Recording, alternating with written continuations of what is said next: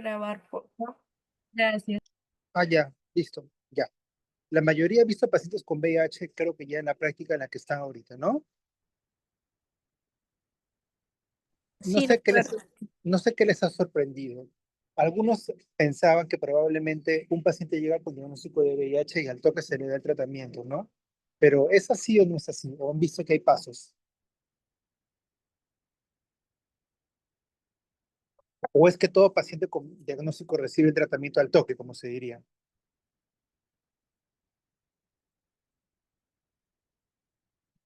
¿Qué les ha sorprendido? ¿O nada?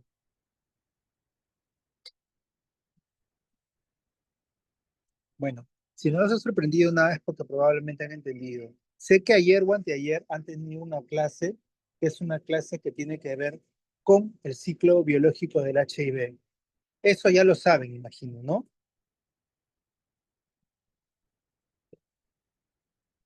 Sí, sería que sí, Sí, doctor. doctor. Ayer tuvimos la clase. Ya, perfecto. Entonces yo necesito que sepan, que tengan claridad en eso para poder explicar la terapia antirretroviral. Por favor, la siguiente diapositiva. Listo. Yo justo le comentaba a sus compañeros hoy día, es que si ustedes ya han visto pacientes con targa, entonces la cuestión es que, ¿qué debo entender para yo saber que el tratamiento antirretroviral funciona? Yo tengo que tener en cuenta el papel de los receptores y los correceptores. Esto siempre funciona con virus. Entonces, ¿cuál es el receptor principal? Digamos que, o mejor dicho, ¿qué proteína se ancla al receptor del linfocito TCD4, que sabemos que es el principal en la patogenia del HIV? Sabemos que es la glicoproteína 120, ¿sí o no? Pero no sé si les mencionaron los correceptores asociados a quimiosina, CCR5 y CXR4. ¿Alguien sabe para qué funcionan?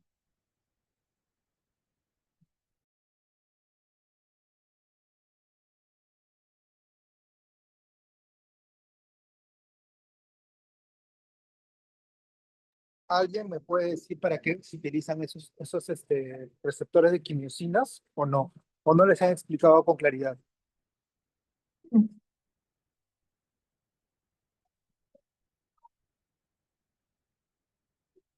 Hola, ¿alguno se anima? ¿Alguna se anima?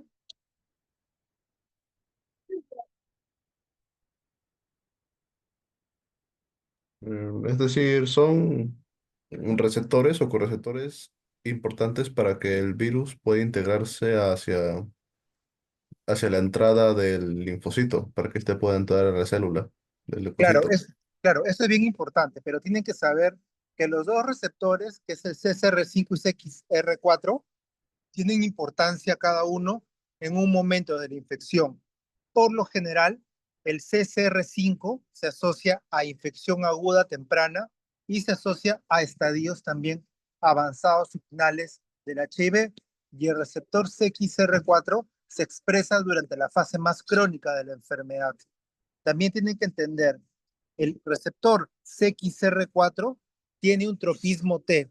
Eso quiere decir que se asocia más a los linfocitos T y el CCR5 tiene un tropismo M. Quiere decir que tiene un tropismo especial por lo que vienen a células de tipo macrófago, es decir, los monocitos. Eso es importante para poder entender el cómo se une y cómo es que el targa actúa. Eso tiene que quedar también bastante claro. Ustedes también saben que para que el CD4 madure, nosotros donde tenemos la mayor población de CD4 está a nivel del intestino, del llamado MALT o GALT. Y saben que ahí se encuentran qué, digamos, qué tipo de células se encuentran en las placas de Peyer, ¿sí o no? Entonces, recordando eso, yo voy a entender por qué es importante tener esos considerandos para el targa. Otra cosa también bien importante es que, por favor, ustedes puedan introyectar o saber eh, también las coinfecciones asociadas del paciente. Y van a darse cuenta por qué. Porque como toda droga, el targa tiene también sus efectos secundarios, deleterios y que pueden afectar al paciente. Ha habido una evolución sustancial en los últimos 20, 30 años con respecto a la terapia antirretroviral, porque antes de que surgiera, la mortalidad era muy alta, casi 80-90% de pacientes progresaban así de en unos 2 años. Recuerden también que nuestro CD4 habitual, ¿de cuánto va? De 400 a 1600. Y la carga viral, para decir indetectable, esto varía de acuerdo a la literatura y de lo que les han enseñado, debe ser menos de 50 o menos de 40 copias. el CD4 por cada año que no tomo tratamiento cae de 100 a 150. Sin embargo, la recuperación es más lenta. La recuperación se da de 50 a 80 por año. Entonces, tienen que entender también que el CD4 se recupera, pero la infusión más importante es que recupere, valga la redundancia, funcionalidad, no tanto el conteo en sí. Eso es una cosa importante y un dato importante que tiene que tomar en consideración. La siguiente, por favor. Ya, dentro de la historia del Targa, justo le comentaba a sus compañeros a los que llevaron hoy día clase conmigo, ¿alguno ha podido ver la película Dallas Buyers Club? Es una película con Matthew McConaughey. Es una película que habla acerca del VIH. No sé si la han podido ver. Dallas Buyers Club. Justamente habla de cómo es que justamente las personas traficaban con medicamentos para poder justamente vivir, porque en ese momento, ¿cómo se encontró, digamos, que había manejo para el VIH? Porque comenzaron a ver que habían linfomas y en el año 80 comenzaron a tratar de separar sustancias y en esto justamente vieron una sustancia que deriva de la timidina, que se llama ácido timidina, conocido como AZT, que es la famosa acidobudina.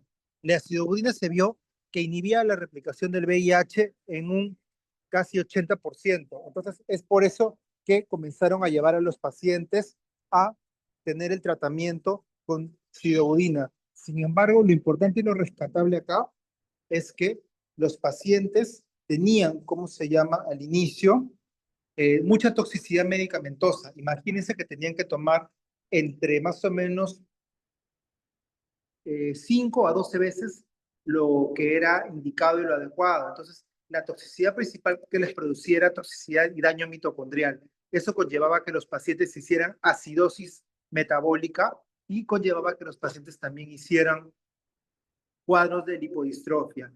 Además, justamente en el año 87, cuando se aprobó la acidobudina, se creó un grupo llamado ACTG, que viene a ser el AIDS Clinical Trials Group, que es un grupo de investigación que tiene bastantes protocolos. Y justamente acá llega la pregunta. Ustedes dirán, y doctor, ¿por qué no continuaron solamente dando acidobudina? ¿Por qué el tratamiento es triple? Entonces tienen que tomar en cuenta. Ustedes recuerdan un poco de biología molecular. En biología molecular, ¿cuál virus o qué tipo de virus tiene más chance de crear mutaciones? ¿El ADN o el ARN?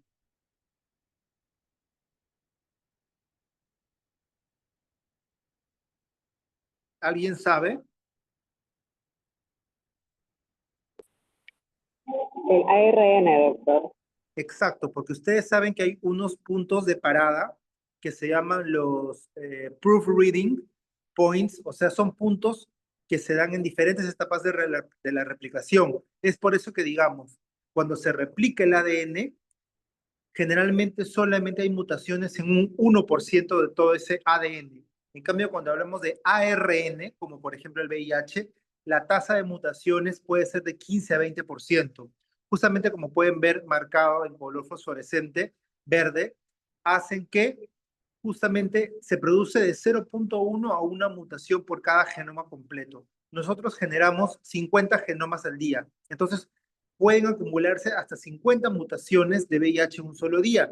Es por eso que quiero que vean el ciclo del VIH como que el VIH se levanta, duerme, come, estudia, tiene relaciones o no tiene relaciones, luego va a su casita, prepara su cena y se duerme. Entonces, como tiene diferentes puntos de replicación, yo tengo que atacar todos esos puntos para poder inhibirlo completamente.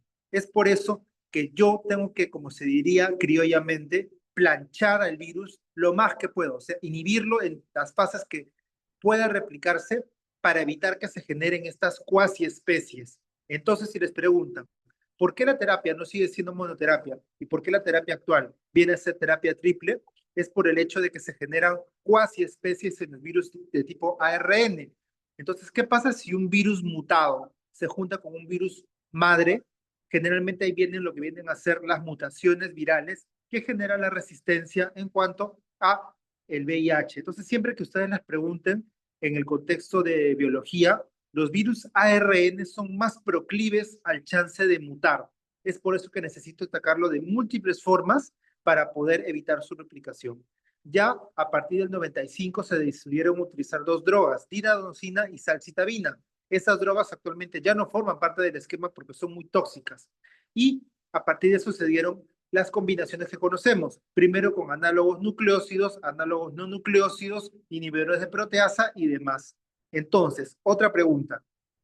Esta pregunta es de residentado, internado médico, la pregunta más afuera. ¿Cuál es la función principal del targa? Mucha gente dice, y les ponen como opción a veces, la función principal del targa es regenerar el CD4. No, no, no, eso es una equivocación. La función principal del targa viene a ser la supresión viral. O sea, yo tengo que, como les dije, planchar el virus y llevarlo prácticamente a un nivel de no detectabilidad. Recién ahí, ¿qué es lo que sucede? La ganancia secundaria es que como mis células CD4 ya no van a estar combatiendo el virus, ¿a dónde se van a ir? Se van a ir justamente a lo que viene a ser regenerarse. Entonces, el endpoint primario, la ganancia primaria siempre es la supresión viral. Como ganancia secundaria viene a ser la subida de CD4. Recuerden eso, por favor, ¿ya? Pasen a la siguiente. No sé si ustedes, los médicos, les han dicho, pero generalmente nosotros tenemos y apuntamos en la historia clínica el control de un paciente seropositivo para HIV. Cuando yo hablo de controlado clínico, hablo de que el paciente me dice, doctor, no tengo síntomas. O, por ejemplo, un paciente le detectan VIH simplemente porque había una prueba, digamos, como que una prueba de tamizaje por el Día Mundial de VIH, que es el 1 de diciembre, o había una campaña de salud sexual, ¿entienden? Eso es controlado clínico, el asintomático. El controlado inmunológico es aquel paciente que normaliza su conteo de CD4. Ya también se está viendo que el conteo de CD4 únicamente y aislado no es suficiente. Tiene que haber un control inmunológico importante en el sentido de que se logren, digamos, parear todos los compartimentos donde se puede replicar el VIH. Entonces, el VIH también ataca mi CD8, mi CD17, y existe un punto que se llama ratio. Ustedes le pueden preguntar a sus médicos infectólogos. El ratio o el radio viene a ser la división de CD4 entre CD8. La normalidad se alcanza cuando mi radio está más de 0.75. Debe estar hasta más o menos 1.5, casi 2. ¿Por qué? Porque eso me habla de que hay un equilibrio inmunológico. Lo otro es, ¿a qué me refiero con controlado virológico? Se refiere con que yo consigo el punto de no detectabilidad. Según las literaturas y según la teoría que le dan ayer, algunas máquinas lanzan no detectable como menos de 50 copias, otras menos de 40. Cuando hay investigación, se busca la supresión máxima, es decir, menos de 10 copias. Eso recuérdenlo. Pero en general, ustedes guíense por lo que dijeron sus teorías. Si sus teorías les dijeron menos de 50, ¿es no detectable? Eso es no detectable. Al momento, y recuerden esto, la curación del VIH es funcional, es decir, yo logro suprimir el virus, pero aún quedan pequeños lugares que se llaman santuarios, que son los ganglios y la microglía, donde se sigue replicando el VIH. Sin embargo, en cuanto a lo que se espera a futuros años, es que la cura sea esterilizadora, es decir, que se logre romper al VIH, matar al VIH y que no consiga anidarse otras células. Ustedes se preguntarán, y doctor, ¿por qué hay curas? Entonces, los pacientes, entre comillas, curados, son pacientes, por ejemplo, que han tenido VIH y les ha dado, por así decirlo, un cáncer, un linfoma. Entonces, les dan quimioterapia, les planchan y les matan la médula ósea y les trasplantan médula ósea de otra persona. Esa otra persona cuya médula es trasplantada son personas que genéticamente son resistentes al VIH. ¿Por qué? Porque justamente el receptor de quimiosina tipo 5, CCR5, posee una mutación que puede ser la mutación delta 32 o delta 20. Entonces, como tiene justamente este tipo de mutación, el VIH no tiene dónde anidarse, mis células terminan matándolo. Entonces, ¿me entienden eso? Y hay personas excepcionales en las que se da tratamiento un poco tiempo y luego ya no necesitan, o sea, es como que abandonan el tratamiento y siguen con el VIH suprimido. Eso se llaman controladores post-tratamiento. Son poquísimos, al igual que también hay personas inmunológicamente privilegiadas que se llaman controladores élite. Esos dos términos sugeriría a ustedes que se los pregunten a sus médicos infectólogos. Doctor, ¿qué es controlador élite y qué es controlador post-tratamiento? Pero la idea es que ustedes al momento no van a esperar que les dé un cáncer, si tuvieran VIH y que encima les den quimioterapia y encima les trasplante médula para recién curarse. No tiene sentido, ¿me entienden? O sea, la mortalidad asociada es mucho mayor que la probabilidad de mejoría. La siguiente. Exámenes pretarga. Yo tengo que pedir ciertos exámenes para poder dar tratamiento, porque hay fármacos que me afectan la función renal, que hay infecciones activas que tengo que tratar primero y demás. Generalmente en el hemograma yo busco que no tengan anemia, eso quiere decir que tengan más de 12, y que no tengan leucopenia ni linfopenia. La linfopenia siempre se asocia con infecciones virales en estadios avanzados. Luego, pido TGP porque saben que hay daño mitocondrial, es una manera de verlo con la transaminasa glutámico-pirúvica, la glucosa. ¿Por qué? Porque hay fármacos que también producen síndrome metabólico y me pueden producir un síndrome metabólico en VIH, o hay pacientes que se diagnostican VIH y diabetes, entonces tengo que estar al tanto de eso. Creatinina, porque muchos fármacos tienen depuración renal y pueden producir síndrome Fanconi-like. Y test de embarazo, ¿por qué? Porque en la gestación cambia el momento en el que yo voy a dar el tratamiento antirretroviral. Además, según la norma técnica, se pide una placa de tórax y una vaciloscopía en esputo. ¿Por qué? Porque al ser la TB una enfermedad endémica en Perú, lo que se busca justamente es descartar que tengan VIH. Seguramente ustedes saben que muchos dan tratamiento que se llama TPTB, que es tratamiento preventivo para TB, pero eso ya quedaría para otro momento o para preguntarlo a sus propios médicos durante las visitas o las rondas médicas. ¿En qué pacientes se aplica dar TPTB, terapia preventiva para TB, que se puede dar con isoniazida o puede darse con isoniazida rifampicina, que es lo que utilizamos actualmente? Sed de hepatitis viral B siempre, porque hepatitis viral B puede reactivarse en el VIH. Ya ustedes, imagino, tienen la pericia para poder identificar cuándo es una hepatitis B crónica activa, no activa, cuando un paciente ha sido vacunado. Hepatitis C también, porque se establece que entre un 0.3 a un 3% de pacientes pueden estar infectados con hepatitis C. Recordemos que hepatitis C más que todo es por drogas inyectables. Sin embargo, como ha habido un aumento de lo que se llama chemsex, que viene a ser sexo con drogas, llámese, yo lo digo con su nombre, cocaína, tusi, marihuana, poppers y demás, eso rompe la mucosa y hace que se comporte como una enfermedad de transmisión sexual. Entonces, hepatitis C siempre ojo. Y evidentemente, RPR o BDRL para descartar sífilis. Ya en el cursillo veremos qué diferencia tiene RPR, BDRL, cuáles son pruebas treponémicas o no treponémicas. Es altamente digamos, sugerido que aquellos pacientes con recuentos de CD4 menos de 200 se les pida fondo de ojo. ¿Por qué?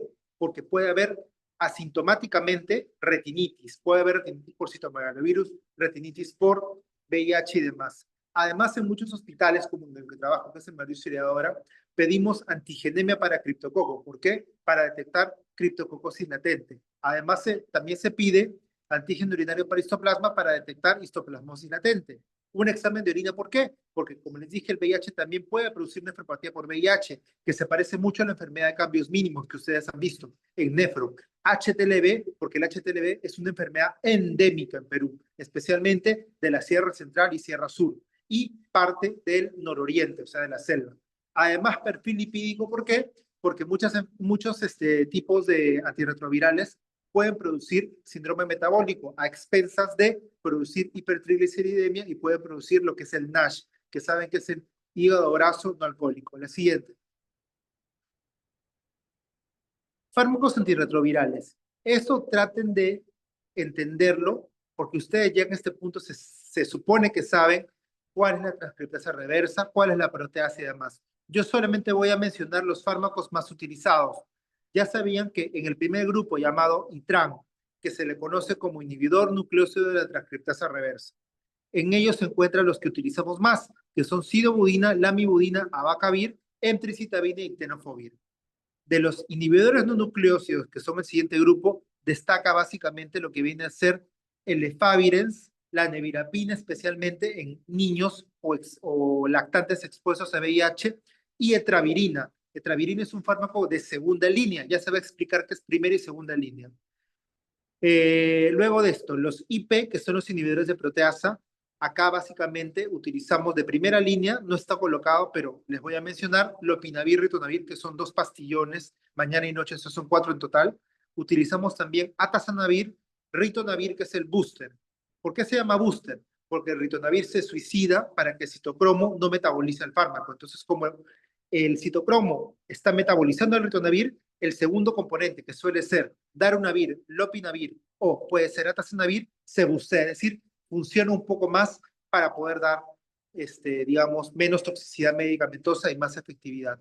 Otros medicamentos que se están utilizando actualmente y que son parte de la primera línea es raltegravir, elvitegravir, dolutegravir. Tomemos en cuenta que también, y esto no forma parte de la charla, pero preguntan a sus médicos, ¿por qué existen mutaciones? Esto se refleja en la barrera genética de cada uno de los fármacos.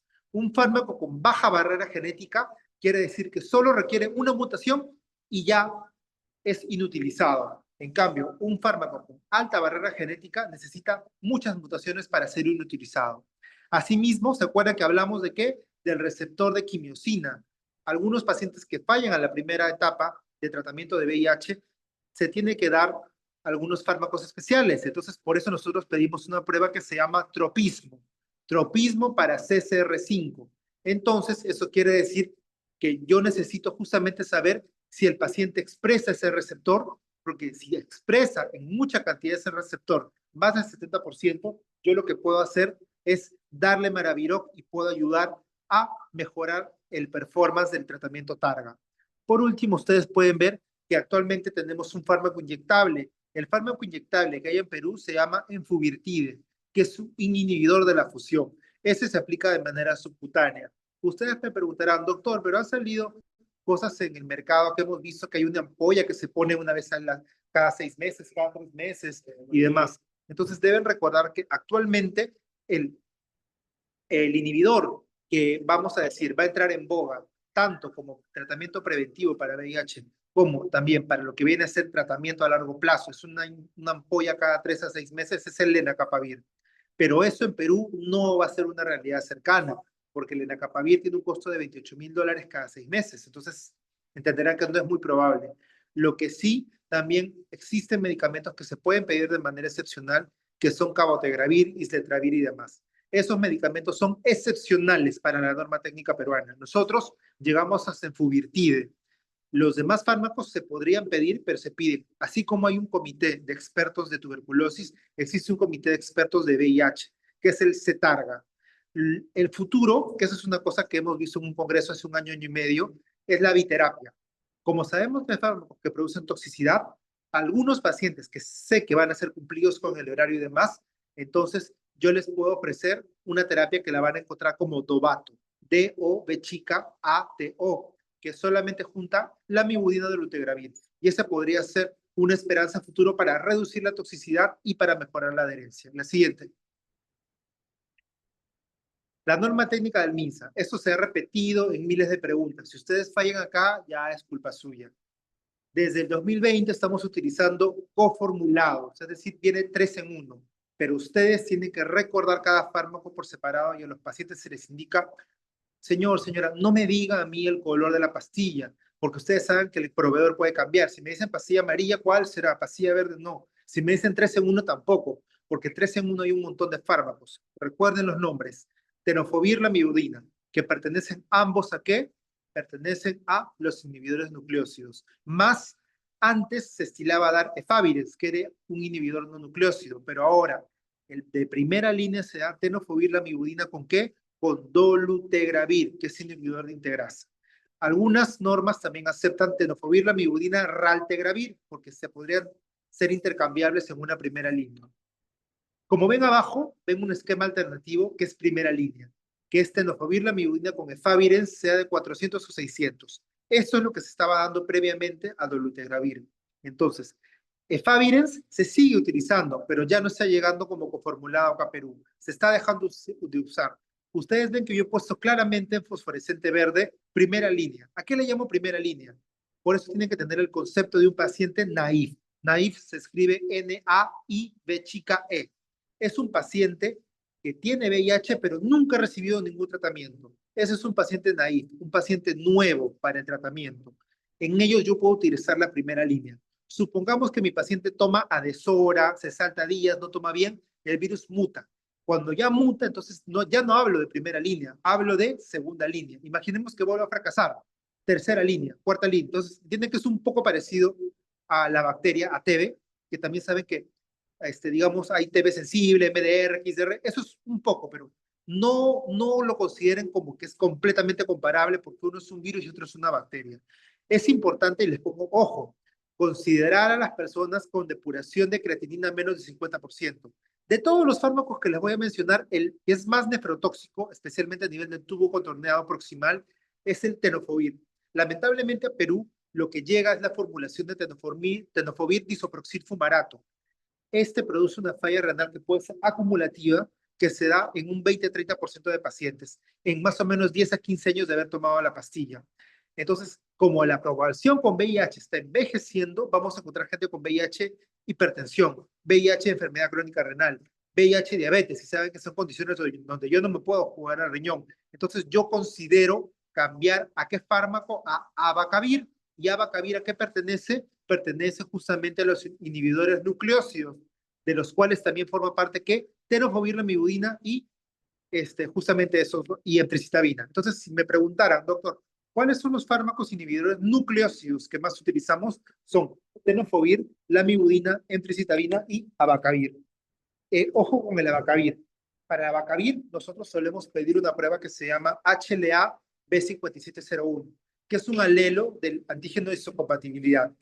Estos pedimos ¿por qué? Porque las personas que dan positivo a ese alelo puede ser que de un 6 a 30% desarrollen hipersensibilidad cutánea, es decir, puede producirles un rash que puede parecer un Stevens-Johnson.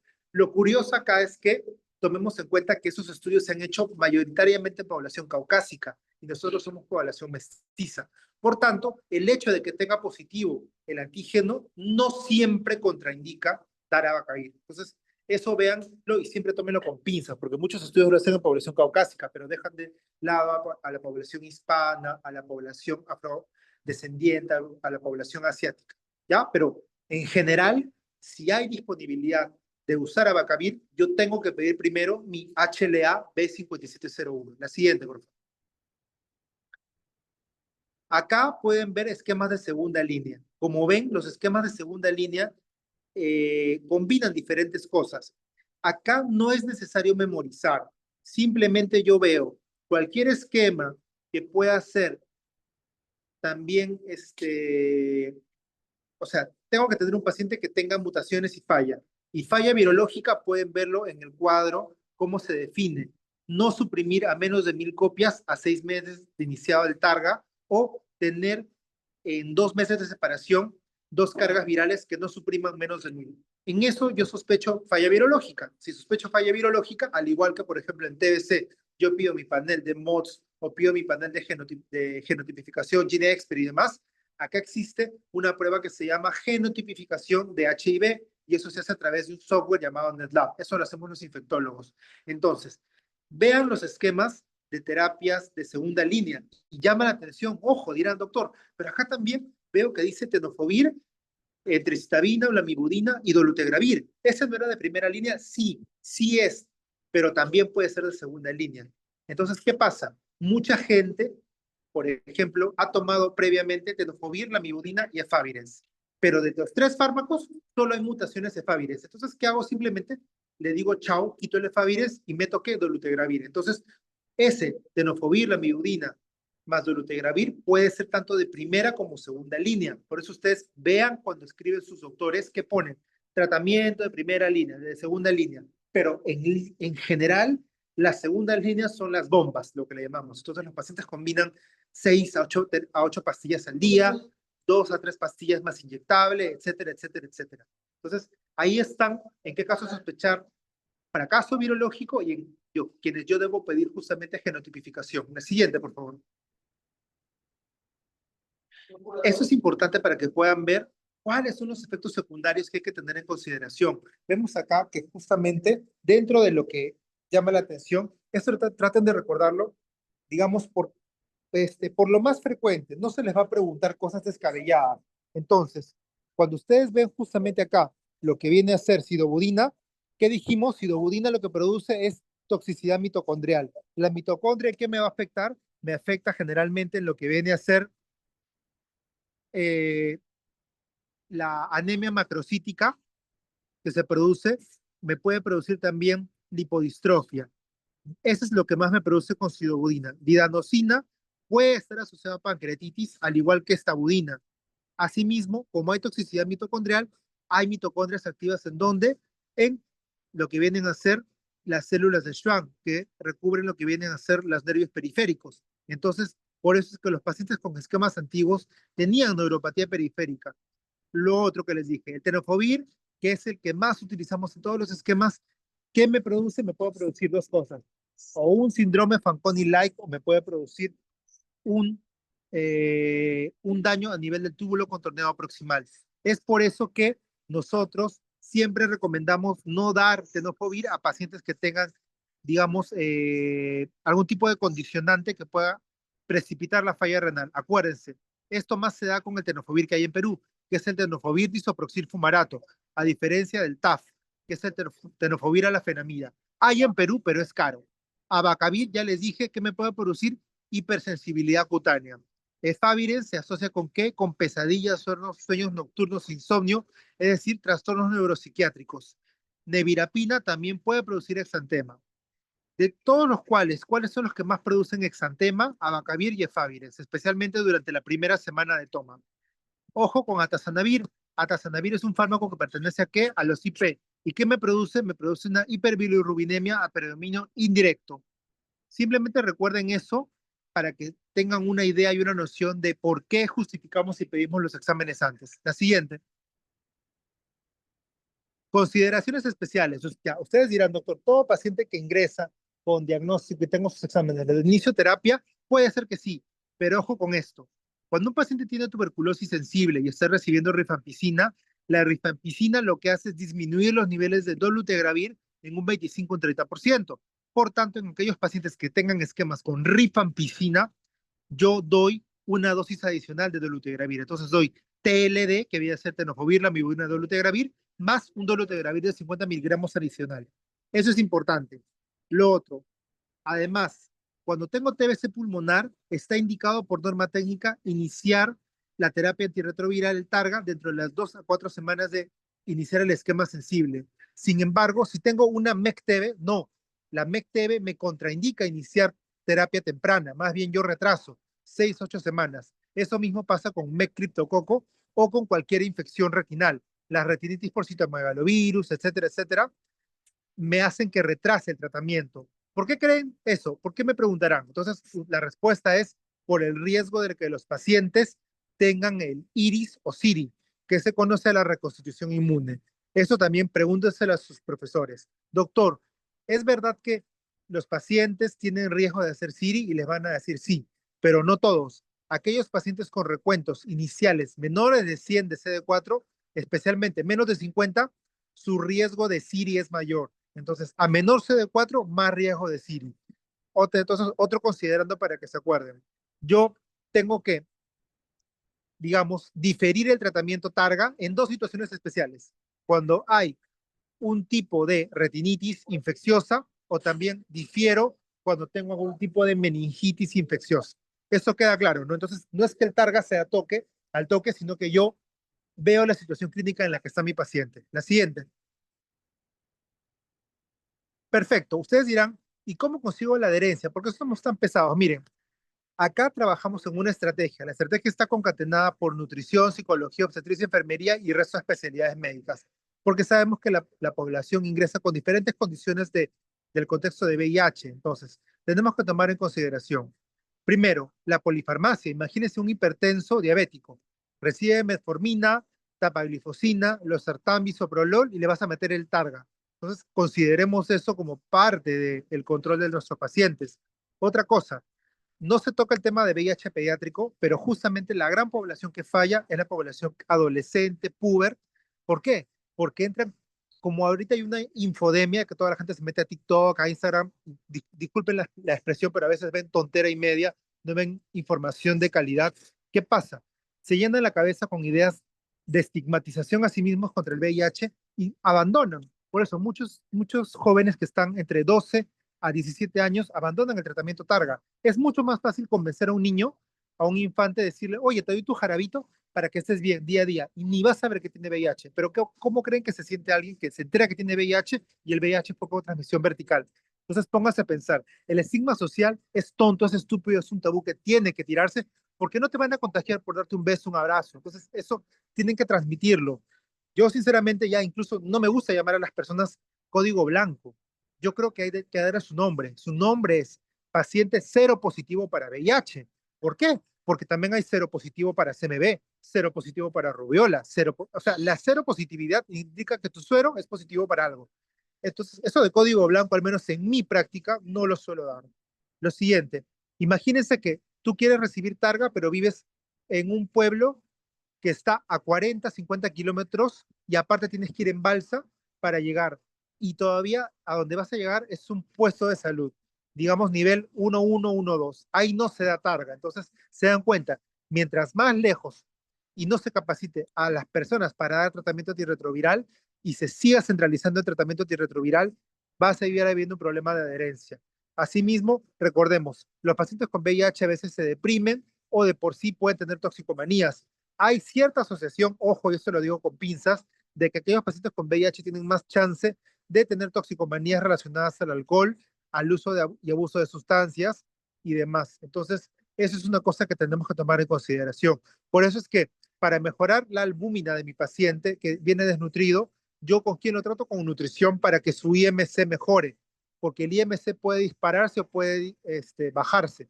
Una cosa que me olvidé de mencionar, que es que justamente un efecto secundario del dolutegravir es que este fármaco, a pesar de ser útil, este fármaco produce un síndrome tipo dispepsia en la primera semana. Y también se ha visto que algunos pacientes con dolutegravir presentan aumento de grasas, especialmente colesterol total y triglicéridos, y ganancia de peso de hasta 10 a 15 kilos durante los 6 primeros meses de tratamiento. ¿Por qué es importante tener también a psicología? Porque psicología me ayuda a poder trabajar justamente cuando hay transmisión vertical, cuando hay parejas serodiscordantes. Imagínense que su pareja tenga VIH y ustedes no. Van a querer seguir estando con él, con ella, o con ella, como le digan. Es difícil, entonces psicología entra a tallar ahí. Obstetricia, ¿por qué? Porque hace el control de la gestante con VIH, que es otro cantar porque son escenarios que se trabajan.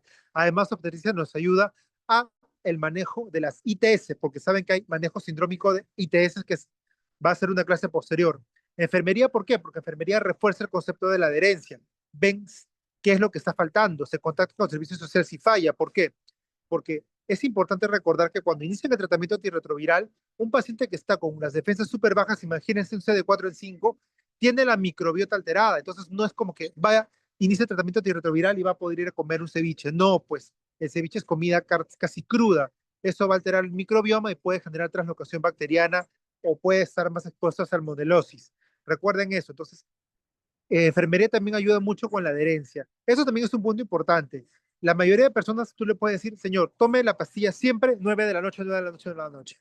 A la gente le dicen, ¿qué pasa si me paso 1 minuto, 2 minutos? 9 y 2. ¿Me voy a morir? No, no entiendan que no es así. Los seres humanos no somos robots.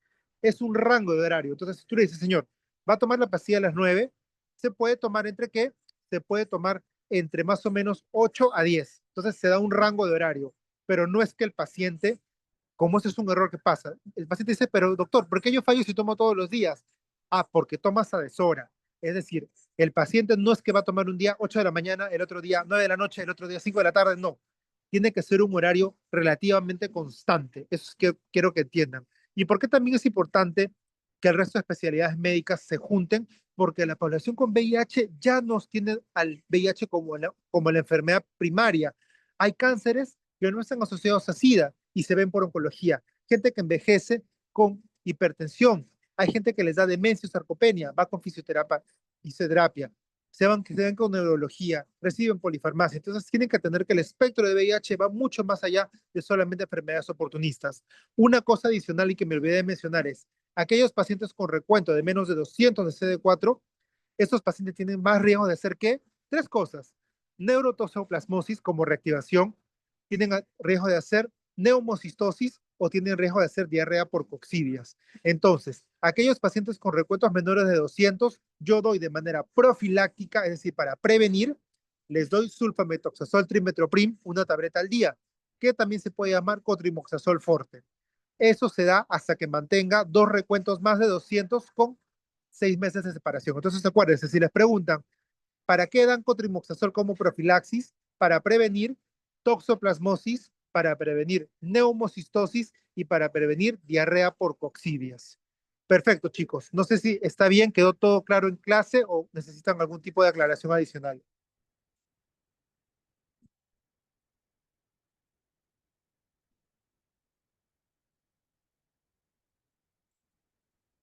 ¿Tienen alguna duda? Todo claro, doctor.